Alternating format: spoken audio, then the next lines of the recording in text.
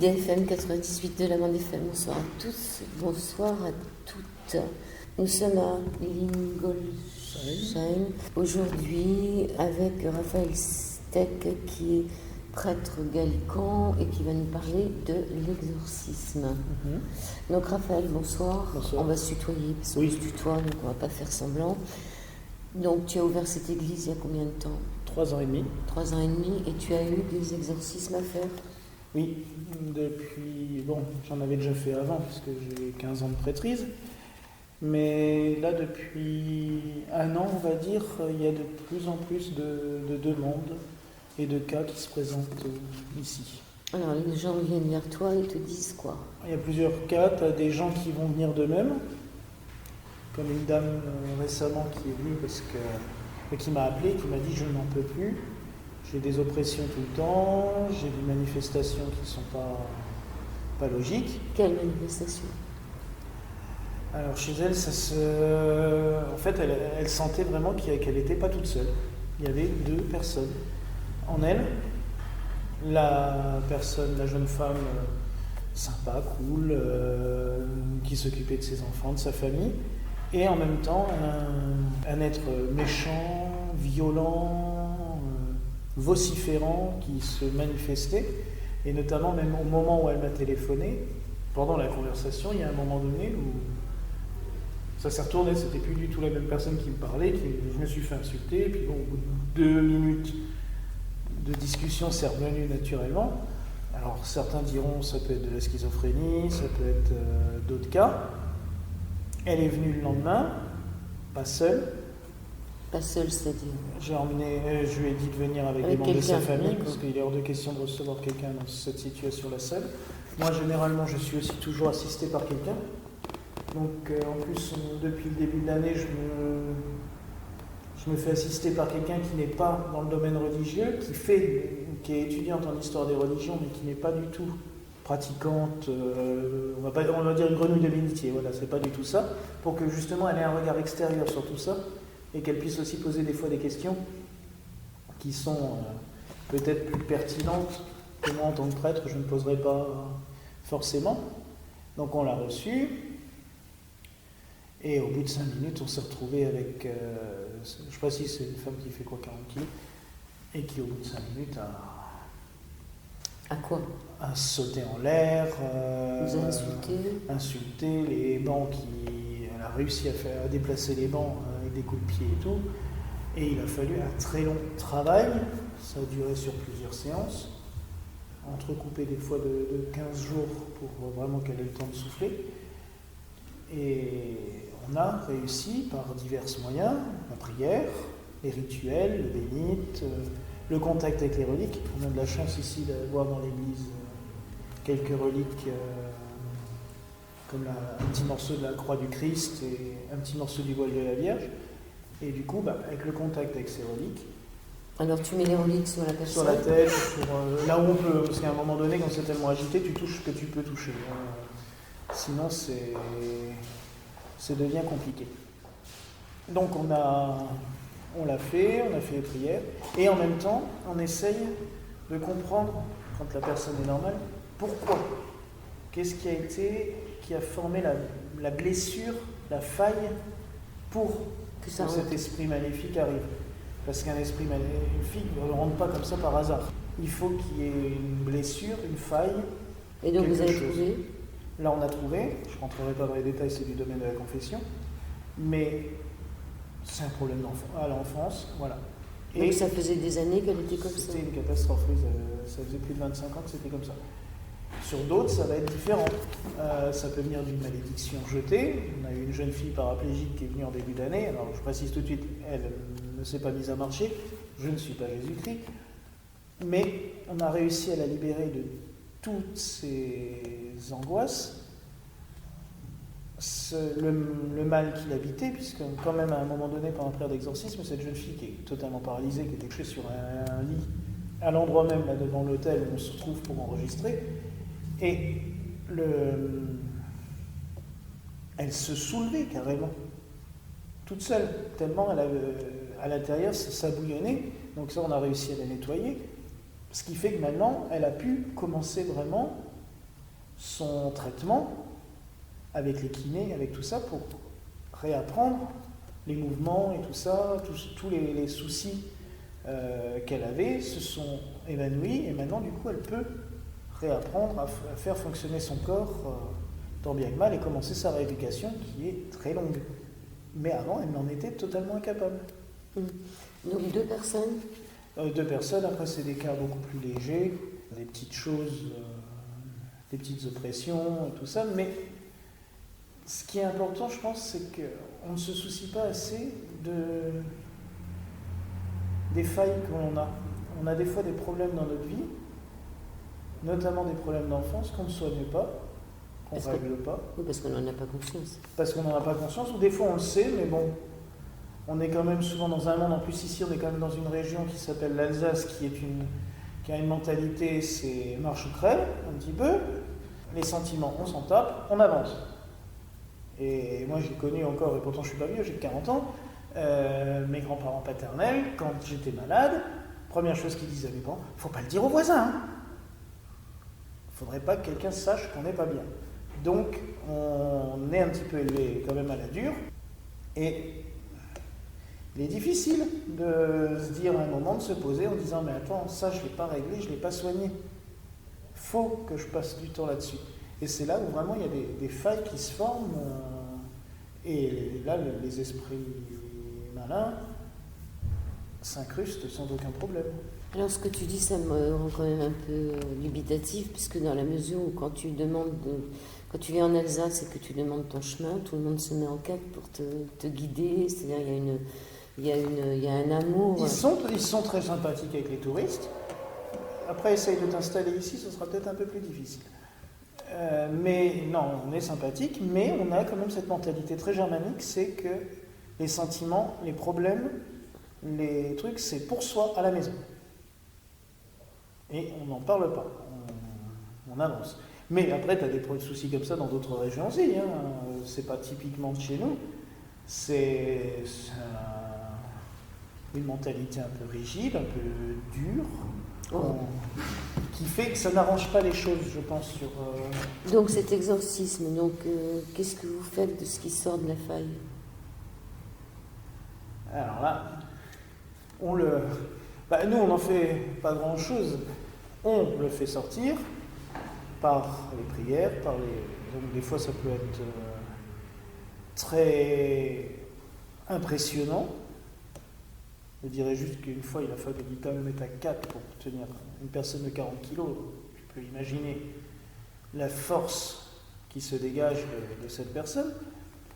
Mais ce que j'ai remarqué avec le temps, avec l'exercice de le faire depuis quand même quelques années,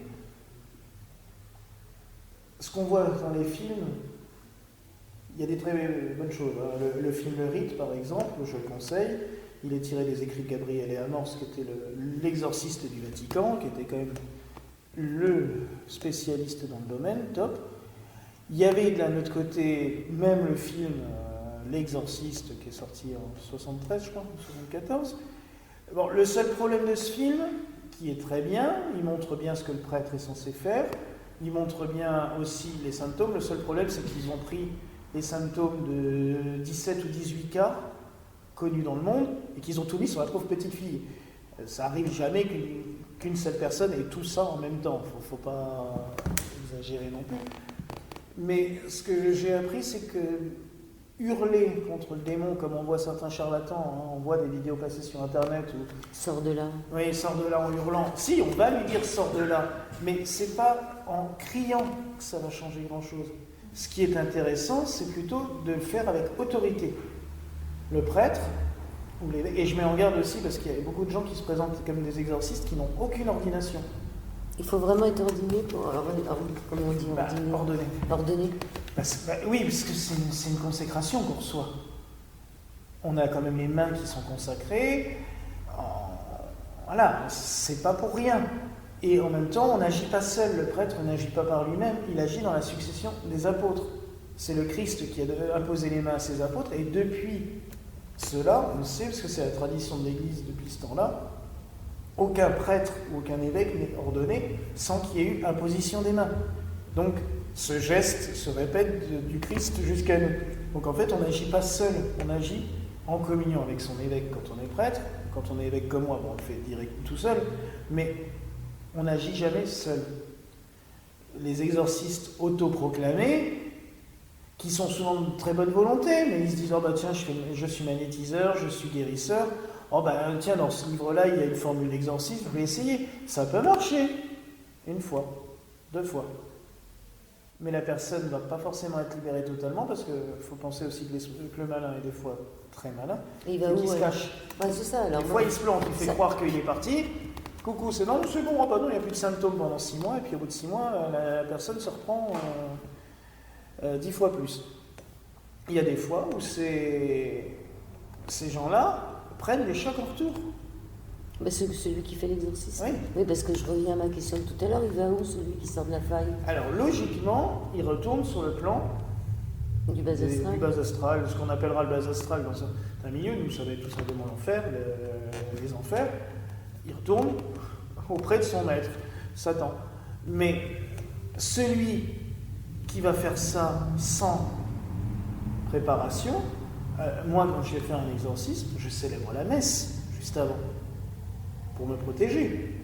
La personne qui est là pour m'assister, qui, même si elle n'est pas une grande pratiquante, assiste à la messe, et je la bénis juste avant, pour la protéger. Parce que sinon, oui, demain, je prends toi, tu décides de faire un exorcisme, pour peu que toi tu sois un peu faible, quelque part, qu'il y ait quelque chose qui n'aille pas, bah l'autre, il va en face. Donc c'est une protection, et quand je dis que quelqu'un de non ordonné ne peut pas le faire, c'est pas pour la personne qui va être exorcisée, mais c'est pour l'exorciste lui-même. C'est dangereux à mort. Il y a eu des exorcistes qui en sont morts. On le voit dans le film L'Exorciste. Ben voilà, lui déjà, là c'est un sacrifice presque qu'il a fait pour être sûr que le démon n'y retourne pas. Mais nous, on a eu un cas dans l'église gallicane, Monseigneur René Crozet, qui est mort en 95, je crois. Je ne suis plus sûr de l'année, mais c'est ces eaux-là, qui était un exorciste de renom en Auvergne, mais qui à un moment donné a eu tellement de cas qu'il ne se protégeait plus. Il n'y avait plus le temps. Et malheureusement, il a fini sa vie en hôpital psychiatrique. Parce qu'un jour, lors d'un exorcisme, il s'est pris un choc en retour, il a fait une crise de délirium total, ceux qui étaient autour de lui n'ont rien pu faire, et comme il n'y avait personne pour le soigner, rien du tout, et que c'était déjà tellement grave, il a fini les 3 dernières années de sa vie dans un hôpital psychiatrique, et il s'est éteint tout doucement. Alors il s'est éteint tout doucement, qu'est-ce qu'il est devenu après lorsqu'il est passé de l'autre côté, à ton avis? Lui, étant donné que c'était dans le service de Dieu, forcément le Seigneur l'aura accueilli. Et l'esprit mauvais, à sa mort, il est parti, il est retourné d'où il vient. Alors, je te pose la question parce que j'avais fait une émission avec un exorciste de Notre-Dame de Paris, qui m'avait dit que la plupart des gens qui venaient le voir, c'était des gens qui n'avaient pas de démons en eux, quoi. C'est-à-dire, ça, c'est un petit peu le problème de l'Église catholique actuelle, et c'est le souci qu'on a avec eux. Ils ne voient pas le mal là où il est. Ils ne veulent plus, ils n'en parlent même plus. Les 3/4 des sermons ne parlent plus du diable, du mal, non. Et il y en a certains, on l'a même encore entendu il n'y a pas longtemps, le général des Jésuites, donc ce qu'on appelle le pape noir, c'est le surnom qu'on donne au généralissime des Jésuites dans le monde, a expliqué comme quoi c'était une vision de l'esprit, qu'il n'y a pas de mal. Mais s'il n'y a pas de mal, à quoi servirait que Dieu soit là et que justement il nous ait laissé libre de choisir entre bien et mal. Donc c'est là où c'est un petit peu étonnant qu'il ait osé dire ça. Et je pense que c'est peut-être le meilleur moyen que le mal a trouvé, c'est de le faire nier. C'est-à-dire qu'il n'existe pas. Voilà. Si tout le monde dit qu'il n'existe plus, il pourra faire ce qu'il veut. Il peut faire son lit. Ce qui est totalement ridicule. Il existe, on le voit. Après, oui, tous les gens qui viennent ne sont pas possédés.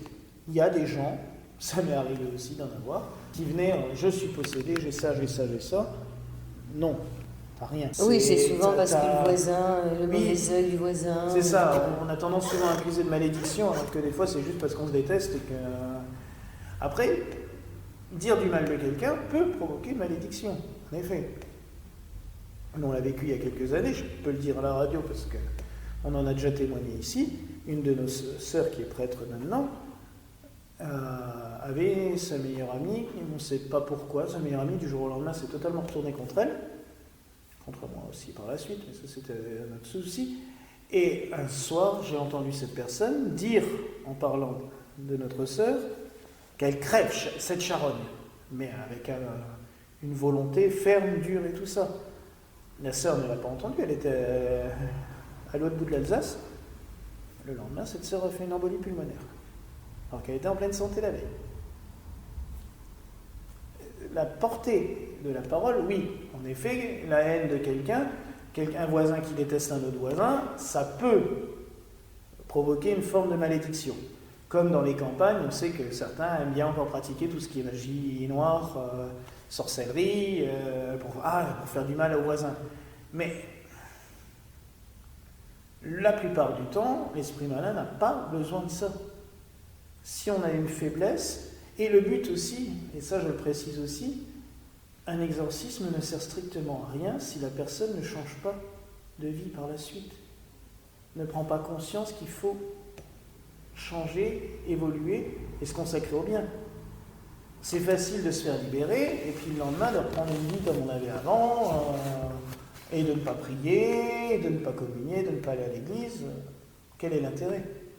Ça voudrait dire que tous les gens qui ont été envoûtés, excuse-moi, sont des gens qui, quelque part, ne croient pas ou ne pratiquent pas. Non, parce que non, là, la personne dont je parlais est quelqu'un de très très croyant, mais tu as beaucoup de gens qui pensent qu'une fois qu'ils sont libérés, peuvent oublier.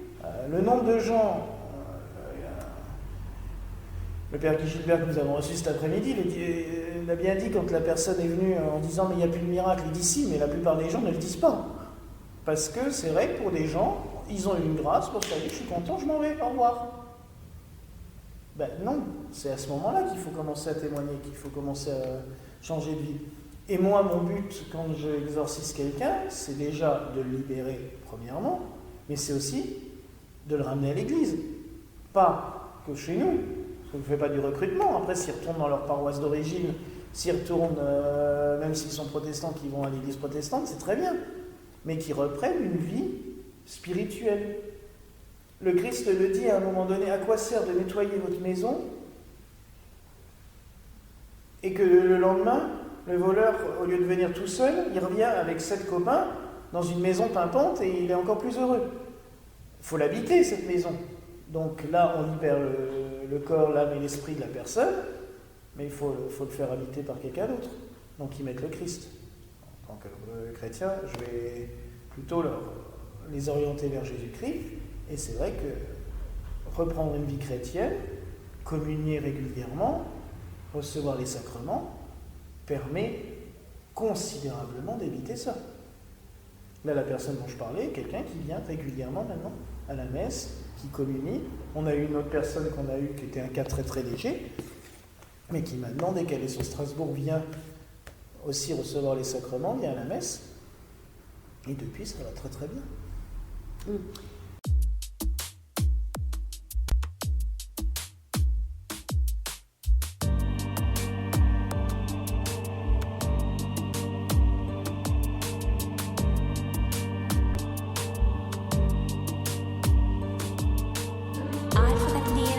Chiacchiere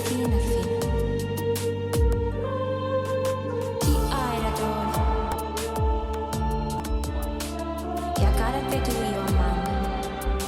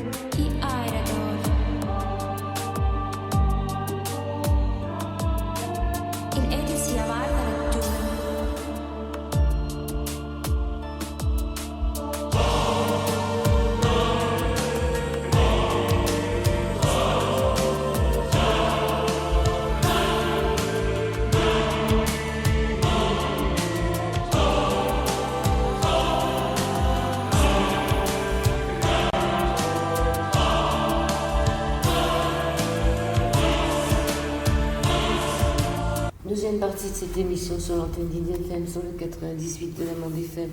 Nous continuons avec Raphaël Ster qui est près de Gallican, à côté de Gallican, à côté de Strasbourg. Est-ce que, Raphaël, tu en as parlé avec d'autres prêtres, parce que d'autres églises aussi, c'est-à-dire pas forcément de la tienne? Oui, on travaille, j'ai des amis prêtres orthodoxes qui eux pratiquent l'exorcisme assez régulièrement. Et j'en ai parlé il n'y a pas longtemps avec un prêtre catholique du diocèse de Strasbourg, qui justement, on était dans un repas, et il me disait qu'il était lui-même totalement stupéfait du fait que dans son église, on nie la présence. Et je ne rentrerai pas plus dans les détails, mais on était tous les deux stupéfaits du choix du dernier exorciste, par exemple, du diocèse de Strasbourg, qui est quelqu'un qui ne croit strictement pas en ça. Et qu'on a nommé exorciste diocésain. Donc, forcément, s'il n'y croit pas, c'est le meilleur moyen pour que... Et en effet, j'ai déjà récupéré une personne qui est venue en me disant, j'ai été le voir, il va rionner en me disant, mais c'est des conneries, c'est de la blague. Et non, la personne avait bien un problème. C'était pas la grosse possession terrible, mais il y avait quand même quelque chose qui était vraiment bien incrusté. Alors, comment tu fais le diagnostic de savoir si c'est vraiment ça ou si c'est autre chose? Alors, selon les cas, c'est toujours pareil. Pour le cas dont j'ai parlé en première partie de l'émission, il n'y a pas eu besoin de diagnostiquer longtemps, vu que la crise a commencé dès qu'elle avait passé les portes du jardin. Donc, elle n'a pas pu rentrer dans le jardin de l'église, qu'il a fallu qu'on l'attrape, qu'on la rentre, parce que les hurlements et tout, j'ai cru que j'allais voir les voisins qui allaient débarquer. Bon, en plus c'était en plein été, donc porte-fenêtre ouverte, donc on a tout calfeutré. Après, c'est un long interrogatoire. Toute personne que je reçois ici, et on en reçoit de plus en plus, généralement, je passe 1 heure à 1 heure et demie à discuter, tout simplement, de tout, de rien. On parle. Il faut au moins 1 heure pour que les personnes s'ouvrent. Bon, nous, on a l'avantage en tant que prêtre gallican, c'est qu'on a une vie privée comme tout le monde. On peut avoir eu des problèmes de couple, on peut être marié, donc voilà. Donc c'est déjà plus facile. Donc on peut entamer une discussion, entre guillemets, d'égal à égal, en disant, tiens, moi, ne t'inquiète pas, moi aussi j'ai des problèmes là-dessus, donc on rentre un petit peu, et ce qui fait qu'au bout d'1 heure, 1 heure et demie, la personne s'ouvre. Et là, on peut commencer à voir les symptômes, ce qui ne va pas, ce qui accroche. Et après, généralement, on donne le sacrement des malades, le grand sacrement des malades, c'est-à-dire qu'il y a l'absolution des péchés, donc on confesse la personne, si elle le souhaite. On lui donne le pardon des péchés, on fait les onctions d'huile, les 7 onctions, donc les yeux, les narines, la bouche, les oreilles, les mains, les pieds et le front. Et là, est-ce que la personne, des fois, elle ne supporte pas? Justement, c'est là. Si là, pendant ce rituel-là, ça commence à partir en vrille, alors on passera sur l'exorcisme. La plupart du temps, ça se passe très bien à ce moment-là. Les gens ressentent beaucoup de choses, et c'est là souvent même qu'on voit même de la libération. Les gens ils sont en plein milieu et ils sentent que tout d'un coup, ça a disparu, c'est parti. Après, oui, il y a des fois où ça s'aggrave, ça part en vrille, voilà. Et alors là, soit je ne suis pas tout seul avec la personne, donc on fait tout de suite le rituel d'exorcisme. Si je suis seul avec la personne, je vais la mettre dans un coin, je vais la laisser se calmer, et on recommencera à un autre moment quand il y a du monde. C'est plus embêtant pour toi d'être seul? C'est embêtant, oui, parce que je ne peux pas la tenir et en même temps faire les prières et tout ça, à un moment donné. Et puis c'est tout une question de sécurité pour la personne, parce qu'il faut la tenir pour éviter qu'elle se morde, tout ça. Pour la sécurité pour moi, je n'ai pas forcément envie de me prendre des coups de poing dans le nez. Et après, on est quand même dans un monde aussi très procédurier, donc je préfère avoir des témoins. Faut être clair, net, précis. Je ne ferai pas ça seul avec quelqu'un. Voilà. Ok, j'ai compris. Je pense aux animaux. Est-ce que les animaux peuvent être embêtés? Non, les animaux vont subir Les animaux ont un ressenti beaucoup plus fort que nous, donc ils perçoivent les esprits maléfiques. Quelqu'un qui est possédé, s'il y a un chien à côté, le chien se met en arrêt et commence à grogner sur la personne. Nous, on l'a vu ici, la personne avait des animaux, m'a dit, moi, dès que je commence à partir en crise, mes chiens commencent à me grogner dessus, alors qu'ils sont super gentils. Mais eux-mêmes, non, n'ont pas de possession. L'âme des chiens est très pure, des chats. Je sais pas, moi j'ai vu mon chat avec la bonne perte une fois. Ben, c'est parce que le chat n'est pas possédé, mais le chat, en fait, ressent tout à tel point qu'il chope tout ce qui traîne, les âmes et tout ça, à chaque fois il ramasse. Il ne va pas être possédé parce que ça va repartir aussi vite, mais c'est vrai que le chat étant hyper sensible, c'est pour ça d'ailleurs qu'au Moyen-Âge on avait peur des chats, parce que pour eux c'était des sorciers, c'était tout ça, parce que le chat il sent tout, il ramasse tout. Mais la preuve, quand on va pas bien, tu prends un chat sur toi, 2 minutes après, t'es calmé. Hein. Donc pas d'exorcisme pour les animaux. Non, il n'y a pas de nécessité. Il n'y a jamais eu le cas. Et franchement, connaissant les animaux, les fréquentant et en recevant quand même beaucoup toute l'année, il n'y a jamais eu de cas de...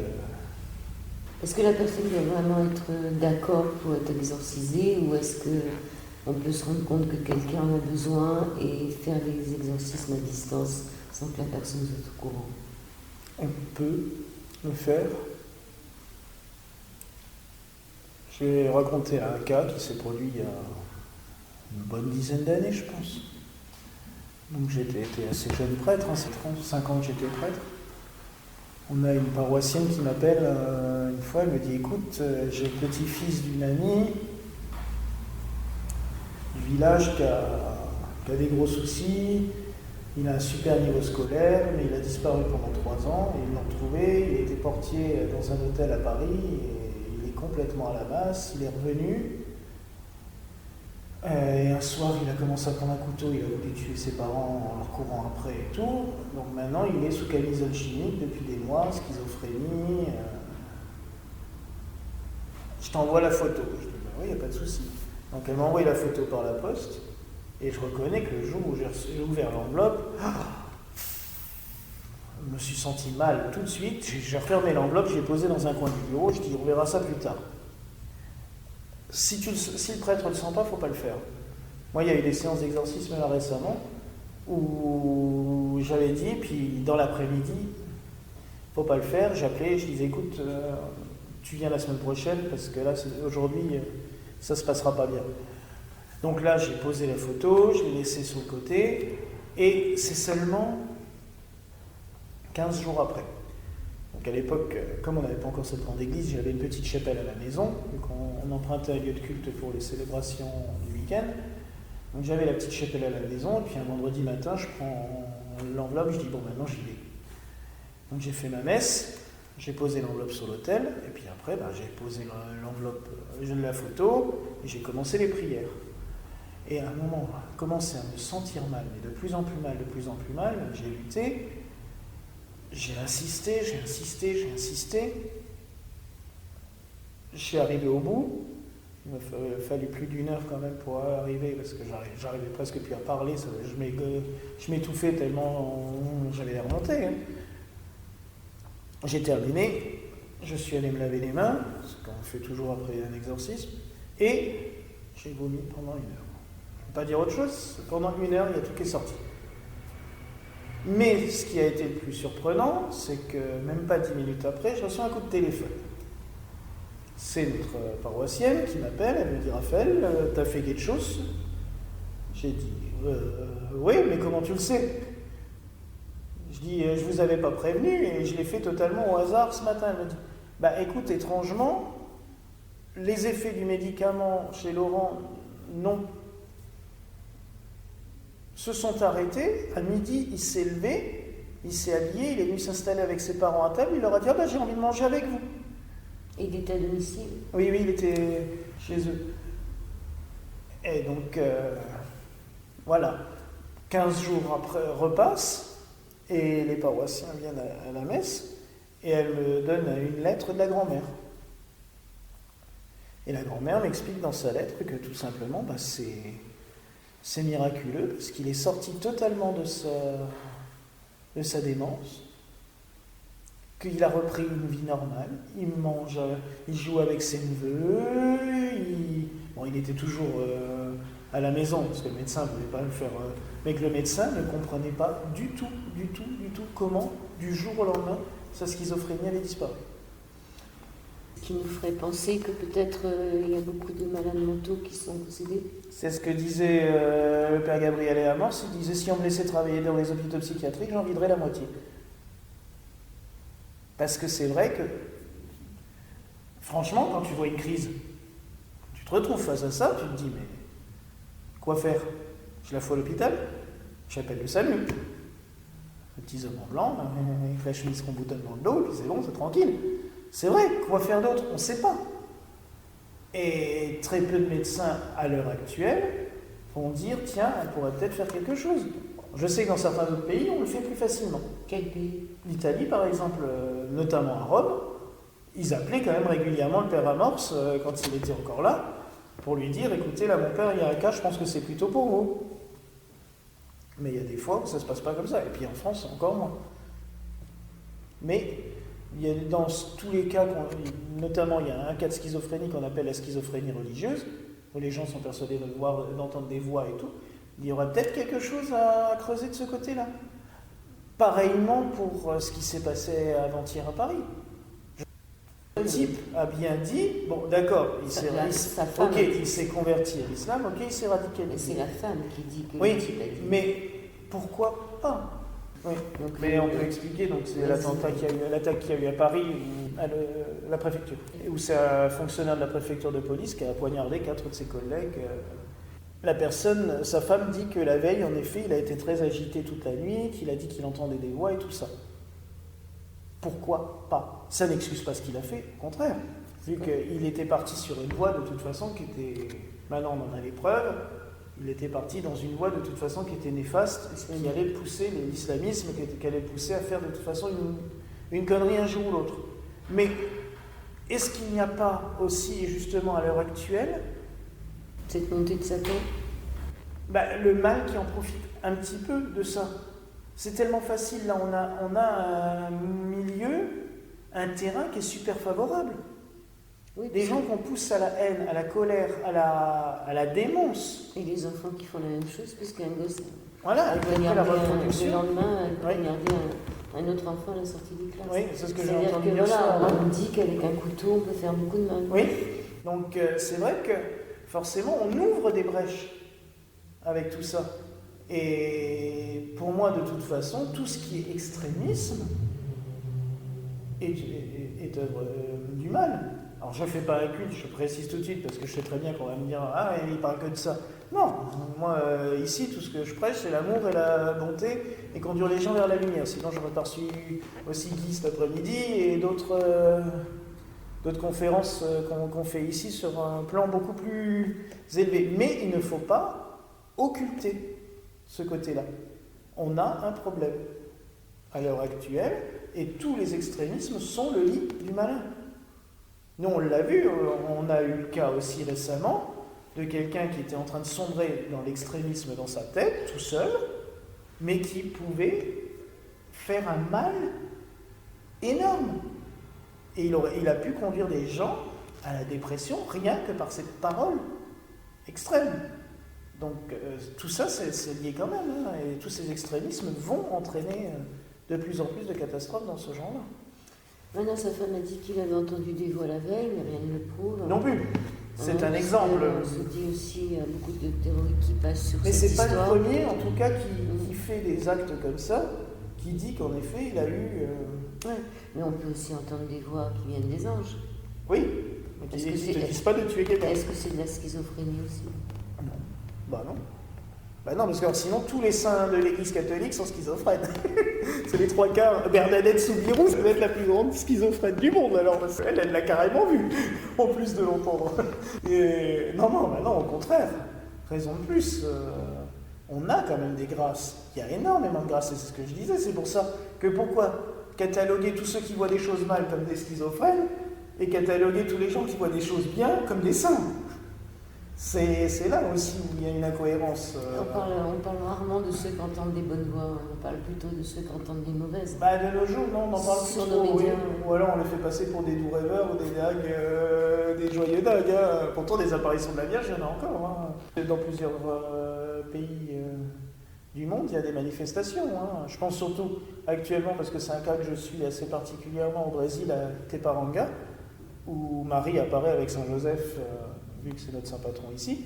Donc c'est là que je sais qu'il y a encore des apparitions actuelles et que ça porte beaucoup de fruits. Parle-nous de cette apparition pour un peu contrebalancer le mal qu'on a mis à la en fait, au Brésil, c'est un jeune homme qui s'appelle Edson, qui a depuis les années 90 régulièrement des apparitions de Marie, de Jésus et de Saint Joseph.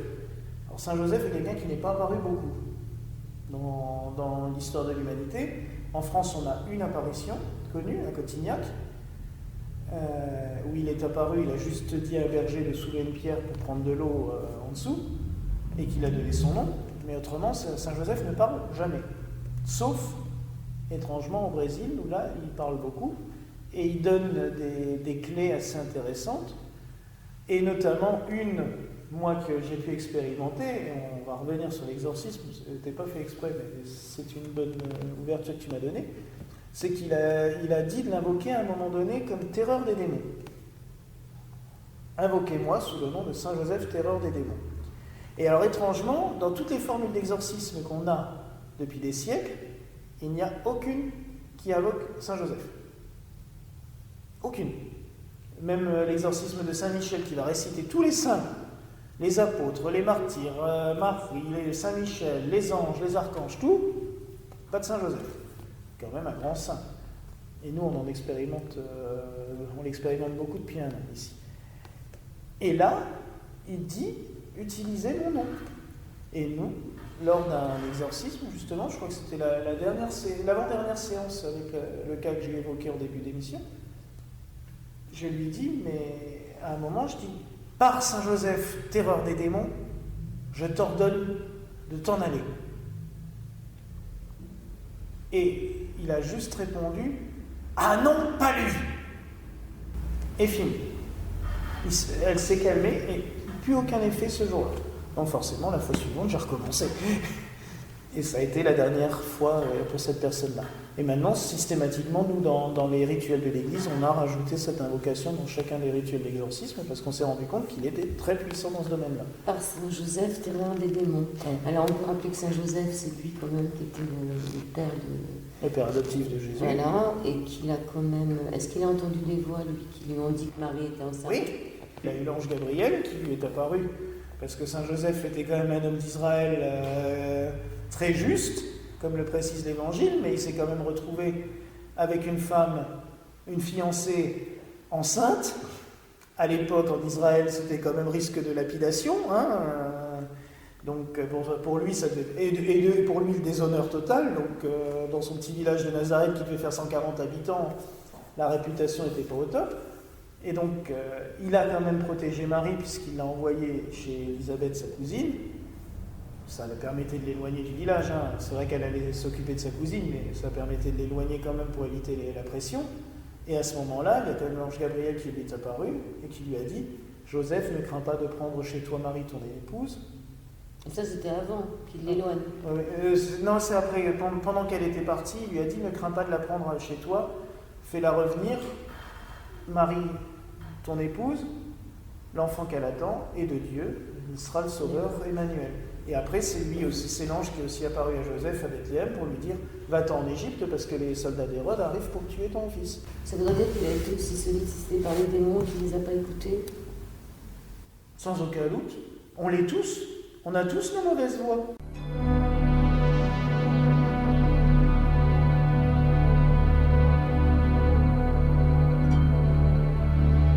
Sur les 98 MHz de la bande FM, chargez-vous en ondes positives.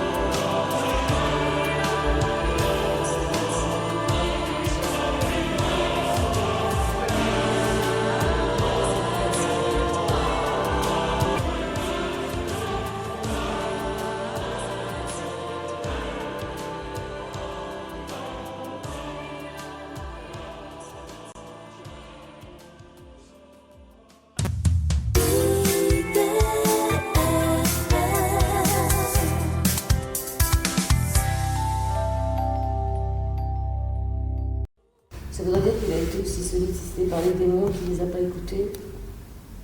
Sans aucun doute. On l'est tous. On a tous nos mauvaises voix. Alors c'est quoi? Dis-nous quand est-ce que ce sont ces mauvaises voix? Quand on a tellement envie de faire du mal à quelqu'un, tu sais, t'as juste la colère, ou t'as juste envie d'aller les triper, là, tu te dis, oh, celui-là, je vais le prendre, je vais le coller contre le mur et tout. Là, je pense toujours au film avec Christian Clavier et Depardieu, Les Anges Gardiens, où ils ont le petit bonhomme d'un côté, et l'autre, oh, regarde la nana comme elle est bien faite. C'est ça, on a tous ces deux choses qui nous parlent régulièrement, notre conscience, et la bonne et la mauvaise qui nous parlent aussi, qui nous dit... Et faire du mal est tellement facile, souvent. Et le mal qu'on se fait à soi-même? C'est souvent parce qu'on se fait du mal à soi-même qu'on en fait aux autres. Parce qu'on n'arrive pas à s'accepter. Généralement, ça je l'ai pu le voir aussi avec le temps, ceux qui vont faire le plus de mal aux autres, c'est parce qu'eux-mêmes n'ont pas réussi à s'accepter tels qu'ils sont, avec leurs défauts. En fait, l'être humain, et le Christ le dit, aimez votre prochain comme vous-même. Il faut déjà être capable, c'est ça, il faut être capable de s'aimer soi-même. Et c'est là où on doit travailler. Et s'aimer, ça ne veut pas dire se regarder dans le miroir, oh je suis le plus beau et la plus belle, merci mon miroir de me refléter une si belle image. Non, s'aimer, c'est s'accepter. Je suis comme je suis, avec mes défauts, avec mes envies qui ne sont peut-être pas dans les normes de la société. Ici, on reçoit beaucoup les couples homo ou tout ça. Moi, c'est la première chose que je leur dis. Accepte-toi comme tu es. Après, les autres t'accepteront. Mais toi, si tu commences à te rejeter toi en disant « Oh, je suis pas bien, je fais des erreurs par rapport à... L'église m'a dit que c'était pas bien, alors je suis pas bien. » Non. Toi, tu te sens bien dans ta peau. Tu te sens bien tel que tu es. Tu as envie d'aimer, tu as envie de... Voilà. Alors là, c'est bien. Et après, tu pourras commencer à vouloir aimer les autres. Et c'est vrai que faire du mal aux autres, souvent, on rejette chez l'autre ce qu'on rejette sur soi-même aussi. Qu'est-ce que tu pourrais dire, Raphaël, pour terminer sur l'exorcisme? Surtout n'ayez pas peur, ne pas avoir peur, il ne faut pas vivre dans la peur de ça, il ne faut pas vouloir voir le mal partout, parce que c'est aussi une tendance des fois, c'est que du coup on voit... Que ça, non. Donc on l'alimente. On le nourrit carrément, c'est même plus, oui, c'est carrément le faire grossir. C'est comme le charbon dans la locomotive, là, on en remet une couche. Non, c'est tout simplement savoir reconnaître les signes quand il y a quelque chose qui ne va pas. Tu répètes les signes. Manifestation troublante chez la personne, dédoublement de personnalité, des envies meurtrières ou de faire du mal. Alors que la personne d'habitude n'est pas du tout comme ça et que du jour au lendemain, tout d'un coup, ça prend des crises à vouloir étrangler quelqu'un, à vouloir tuer quelqu'un, là, il y a peut-être quelque chose qui ne va pas. Et surtout, essayer de trouver tout de suite l'orienter vers les personnes qui peuvent s'en occuper. Ne pas la laisser comme ça. Mais ne jamais oublier qu'il y a quand même énormément de belles choses qui se passent, qu'il y a des grâces en profusion. Les églises sont là aussi, c'est des refuges. Il ne faut pas hésiter à y aller. Alors je sais, il y a beaucoup de prêtres qui rejettent. Pour des raisons X, Y, machin, tu n'es pas dans le moule, tu n'es pas comme ça, tu ne suis pas les règles. Mais il y a aussi des endroits qui sont accueillants. Donc ne pas hésiter à aller frapper à la porte d'une église, rentrer, de me dire, écoutez, voilà, il y a ça qui ne va pas. Allez-y, il y a des belles choses, confiez-vous. Et puis, on va terminer, je sais que toi, tu as une passion pour elle aussi. Pour Marie. Pour Marie. Marie, et voilà, il la déteste, hein, le mal la déteste, il la hait, il fait des bons à chaque fois qu'on la mentionne, mais confiez-vous à elle. Si elle est représentée sur la médaille miraculeuse de la rue du Bac en train d'écraser la tête du serpent, c'est pas pour rien. Hein, déjà, c'est parce que c'est dans la Bible aussi, hein, c'est dans la Genèse. Hein. Il dit bien, Dieu dit à Ève, ta postérité écrasera la tête du serpent. Donc c'est Marie, la postérité d'Ève. Confiez-vous à elle, on peut tous se confier à elle, c'est une maman. Donc quand vous sentez qu'il y a quelque chose qui ne va pas, tournez-vous vers elle. Oui, je pense à la confession. Est-ce que la confession, finalement, elle ne servait pas justement à sortir Satan? La confession aidait beaucoup. Bon, nous, elle n'est pas obligatoire dans l'église gallicane, mais elle est conseillée quand il y a vraiment un souci. C'est pour ça que je disais que la première chose que je fais dans le sacrement des malades, c'est la confession. Les gens ont besoin de parler. Ils n'ont plus ça, du coup, ils emmagasinent tout le négatif en eux, Et du coup, c'est pareil, ça nourrit, ça grossit. C'est comme un espèce de monstre qui grossit en nous et qui, à un moment, nous étouffe. Se confesser, aller voir, mais se confesser pas comme si on va au tribunal se faire juger par un curé. Ça, faut arrêter ça. La confession, un de nos fondateurs, le père Hyacinthe Loison, disait que c'est la confidence du malade spirituel au médecin des âmes qui est censé être le prêtre. Ce que font les psys. Voilà, le problème c'est que les psys on paye.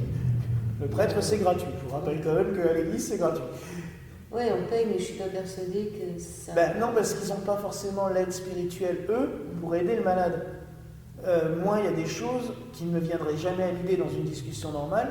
Quand je suis en train de confesser quelqu'un, la personne me dit quelque chose, je vais lui répondre un truc, et après je vais me dire, mais d'où t'as sorti ce truc-là? Parce qu'il y a des inspirations qui arrivent à ce moment-là, et surtout que une fois que c'est fini, je vais l'avoir oublié totalement. On va ressortir de l'église, je ne sais plus de quoi j'ai parlé avec la personne, parce que c'est fini, j'ai remis ça à Dieu, c'est bon, c'est... Basta. Puis si je devais emmagasiner tout ce que je dis aux gens dans la semaine et ce qu'ils disent, c'est moi qui peux aller me faire exorciser après. Pour terminer cette émission, on peut conclure en disant que l'exorcisme en 2019, bientôt 2020, existe toujours. Il existe, il est une réalité, il ne faut vraiment pas se leurrer. Il n'est plus assez pratiqué, il devrait l'être plus, mais faites attention. Un truc que je veux préciser, un prêtre n'a pas à demander de tarif. C'est hors de question. Quand on voit, vous avez des sites internet, j'en vois régulièrement, avec des gogos qui se présentent comme des prêtres, à vous demander 1500 € l'exorcisme. Non. Dans toutes les églises, il y a un trou. Le diable est gratuit, non? Dans les églises, il y a un trou. Ici, je ne sais jamais. Les gens me disent, c'est combien? Je dis, il n'y a pas de tarif. Il y a le tronc là-bas au fond. S'ils veulent mettre dedans, ils mettent. S'ils ne mettent pas, on l'ouvre une fois par semaine. Bon, des fois, je l'ouvre en semaine si je sais qu'il y a quelque chose, parce que les risques de vol sont quand même ici aussi. On peut aussi se faire ouvrir l'église. Mais généralement, il est ouvert une fois par semaine. Voilà, je ne sais pas ce que les gens mettent dedans. Mais si un exorciste vous demande un prix ou un tarif, c'est bon, vous raccrochez, vous remballez, vous le rangez à la maison. C'est fini. C'est de l'argent pour le diable. Oui, c'est satanique. Et le Christ nous a interdit de demander des sous. Les apôtres ont eu un cas dans les Actes des Apôtres qui s'appelle la simonie et qui est interdite, c'est vraiment interdit dans l'Église. On ne paye pas pour recevoir une grâce de l'Église. Ça vient de Simon? Oui, Simon magicien. Et pourquoi? Qu'il voulait payer pour recevoir... il voulait payer les apôtres, donc les apôtres lui imposent les mains. Il pensait qu'il serait encore plus fort et plus puissant avec ça. Mais quand on paye pour avoir une grâce, non, ça ne marche pas. Offrir à Dieu, dans toutes les religions il y a l'offrande, mais pas de tarif imposé. Ça ne se monnaie pas. Non. Le don ne se monnaie pas. Merci beaucoup, Raphaël Steck. J'aimerais que tu nous parles de la musique qui va faire partie de cette émission, qui est la musique de Raphaël Jaffé. Oui, donc c'est un deuxième Raphaël. C'est mon ami Raphaël Jaffé qui a composé cette musique qui s'appelle Symphonia Templar, qui est une musique en hommage aux Templiers. Donc c'est dans un univers très médiéval, un peu le style d'Héra, ce qu'on a connu à l'époque avec Héra. C'est très très méditatif, c'est très beau, et laissez-vous porter par cette musique. Elle n'est pas satanique. Ah oh non, pas du tout. Au contraire, elle peut vous élever à la spiritualité, et on l'a même déjà diffusée à l'église, parce qu'elle est très très belle, et elle peut aider à élever l'âme. Merci de ton témoignage. De rien. Merci. À bientôt. Merci. IDFM 98 de la bande FM, Au-delà du miroir, chaque lundi et mardi de 21h à 22h, à retrouver sur le site de la radio IDFM ou sur ma chaîne YouTube Joël Vérin.